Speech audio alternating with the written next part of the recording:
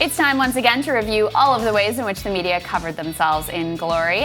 Joining us now is friend of the show, Katie Halper, host of the Katie Halper Show and co-host of the Useful Idiots podcast. Great to see you, Katie. Good to see you, Katie. You too. You guys too. So this week's is a really fun one. This is aptly from Tablet magazine, a friend of mine. Let's throw this up there on the screen. Journalists mobilizing against free speech. They list numerous examples of different journalists who are coming out against free speech. I know we have one of them in front of us, Crystal. Yes. So Anand Giridharadas on Twitter, he posted, "It's time for this question to be front and center. Should Fox News be allowed to exist? Brain mashing as a business model shouldn't be legal." He then goes on to make a comparison to pasta. He says, "I'm not a lawyer, but I don't understand why you're not allowed to manufacture bucatini that doesn't have a certain threshold of iron in it, but you can broadcast brain mashing, falsehoods, and goad people toward terrorism." Got it. Okay. What do you think of that, Katie? Well, maybe he's a nutritionist, not a lawyer. So maybe that makes more sense. I don't know. Yeah, you know what's really interesting is that the person who wrote the Tablet article is someone with whom I really disagree politically. And Anand is someone who I really do agree with politically, which is something that I find disturbing. There's this tendency, I think, for the left to cede the free speech argument to the right in a way that's not only, I think, wrong in principle, but really going to bite us in the bum, if you will. Because as people on the left know or should know, the people who are most targeted by this are people on the left.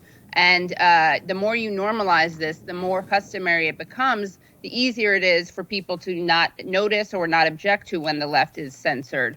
And, we see like the Worldwide Socialist website, they've been targeted lately.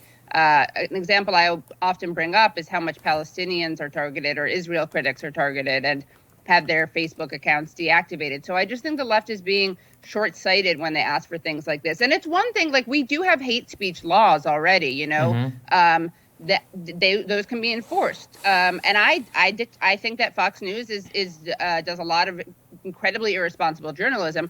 I think that one of the scary side effects, though, of the measures being called for by people like Anand is that when you do something like that, you're not just like saying that one side is getting it wrong, but you're implying that anyone who's not Fox News is getting it right, which really exonerates places like MSNBC or the New York Times or Washington Post and suggests that they're infallible when we know that they've pushed conspiracy theories. And all this does is kind of validate one side of conspiracies while casting doubt on another side. And again, there are lots of things that I would say Fox News gets wrong, but if we're really going to take down stations, networks, channels because they've gotten things wrong, then we're going to have to do that across the board. And there's not going to be a lot of network news. And I'm okay with that, but we're going to have to be consistent. But that's what scares me, Katie. I mean, Steve Cole is one of the people he cites in the article. This is the dean of the Columbia Journalism School, who is like decrying political self-expression on Facebook. He says, those of us in journalism have come to terms with the fact that free speech, a principle that we hold sacred, is being weaponized against the principles of journalism. Well, is it sacred or is it not? Like, what does that mean? You can't have it both ways. It's either sacred or it's not.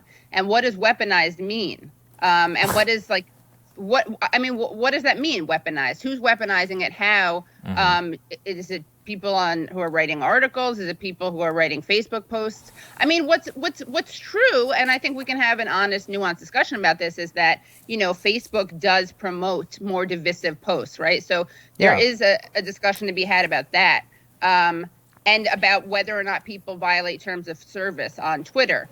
But that's not really the discussion that's happening. The discussion is really just like if something is problematic or violent without actually being violent in a legal sense or calling for violence in a legal sense, it's not worthy of free speech protection. And I do think that's a really scary line. Like who draws that line? Like if I were Philosopher Queen, that would be fine. Let me decide. That's okay. But we don't have that system yet. Which I could get down with that. Maybe consider that. Maybe that's the real discussion we should have: is how to get me to be Philosopher Queen. Yes. I mean, but you're right that there's a difference between conversation about like whether you're allowed to post things at all, whether you're allowed to exist on a platform, and that type of censorship, versus like should companies have these algorithms that basically allows them to profit off of making everything worse? Yeah. And so it's not that this this violent, extreme, divisive, polarizing, whatever language is allowed out there. It's that it's being surfaced to the top so that more and more people have exposure to it because it's salacious, because it's clicky, because ultimately it's good for these companies' bottom lines. Right. That seems to me to be two very separate conversations that often get sort of conflated. I agree. Yeah. I mean, I had Zephyr Teachout on the show, who's a real expert in this issue and a law professor. So Anand can ask her, but she distinguishes something that's very, very basic, and I think we don't talk about this enough, the difference between permitting and promoting, right? So Facebook can permit whatever it wants, I mean, within certain terms of service, right, and stuff that isn't hate inciting. That's already, again, it's a question of it's not a question of law, it's a question of enforcement. But there is a difference between permitting stuff and promoting stuff, which is what you were referring to, Crystal. And that is something that we can talk about and should be talking about. But again, that's not the same thing as just allowing to be posted, which is something I think people are ready to kind of sacrifice free speech over. I think that's exactly right. Yeah. And then the last question for you, Katie, the pushback that I hear sometimes with people who sort of can't really disagree with us on the merits, but feel like the whole conversation is overblown. It's blown out of proportion, and this person or that person made some stupid comment about censorship, but this isn't really a big issue. Most people are allowed to express their views. It's not some looming sort of slippery slope to authoritarianism and massive government censorship or corporate censorship of individual people. What's your response to that sort of analysis that it's a thing, but you're blowing it way out of proportion? It's a question of the focus, right, and the proportion as opposed to the content per se. I hear that a lot, and I do hear, well, the left is already censored, so who cares? Let's just do it to the right more. So, but to the point that you raised, I think that if more people kind of acknowledge these principles and held them as sacred, we would have to talk about them less. And what happens is you have some people who are willing to talk about these things. And because so few other people, at least on the left, because so few other people are willing to, you have people talking about it a lot. It becomes kind of their beat. And it makes it look like they're kind of obsessed with this. But it's that no one else will talk about it, or very few people will talk about it, right? So you have Glenn Greenwald, Matt Taibbi talking about it because, again, so few people on the left will talk about it. And when they say stuff, then the right picks it up and pushes it forward.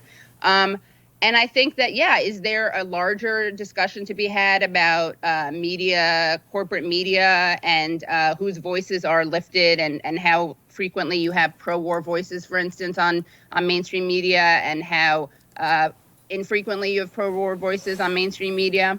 That's a totally valid discussion, but these things go hand in hand, and it's kind of like you can't say but what about? You can't do that when these things are related, and we can walk and chew gum at the same time, as a great should-be president said. Yes. Well, you also can't be out there the right to speech in the First Amendment is sacred, but also this issue is not really all that important. Yeah, exactly. Again, choose a narrative, and I do think it's kind of a cheap shot in some ways. It's why are you elevating these stories when there are people who are having their free speech taken away because of capitalism and corporate media? And I agree with that, but these things, again, you don't have to focus on one and not the other. And again, the irony is the people who are most disenfranchised and marginalized will be the most harmed by this. Yes. So even if you want that to be your focus, right? It's not just random, provocative, straight white men in academia who are going to be at the firing end, at the receiving end of this. Yeah. So, in fact, we can talk about those other cases, and let's talk more about Palestinians and Israel critics being thrown off the internet. Yeah, I'm down. Very true. I think you're 100% right. Katie, thank you for breaking it down. Appreciate it. Thank you. We'll have more Rising for you later today.